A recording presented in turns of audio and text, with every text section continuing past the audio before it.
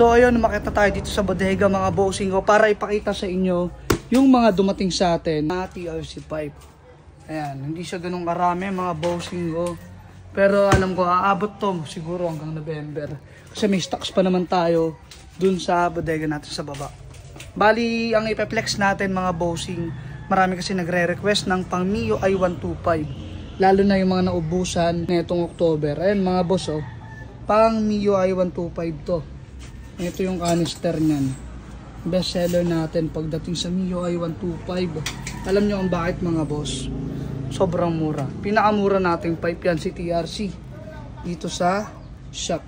Tapos ang kinaganda dito mga boss, pag gusto nyo ng mas malakas na tunog, tatanggalin nyo lang to, yung cover na to. Tatlong tornilyo. Tapos pwede nyo nang tanggalin yung silencer nyan. Diba? Napakaganda, oh.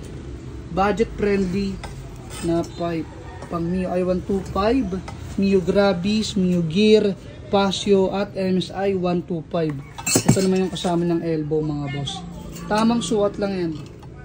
Tapos yun, meron siyang clamp. Dito yan mga boss. Ang kinaganda pa rito sa TRC mga boss, plug and play lang po yan. At hindi nyo na kailangan magpa-remap. Kasi nakalagay na mismo yan sa box. Ayan mga bossing, nakalagay na mismo sa box. Hindi na kailangan magpa-remap. At syempre mga bossing, safe na safe to sa mga checkpoint at pasado sa LTO. So ayan, sa mga gustong umiscore ng TRC Power Pipe, habang meron pa mga bossing ay mag-check out na kayo. Diyan, ilalagay natin sa comment section yung link. At kung nandito kayo sa TikTok mga bossing ko, alam nyo na yan. Meron tayo dyang yellow basket. Check out na mga bossing.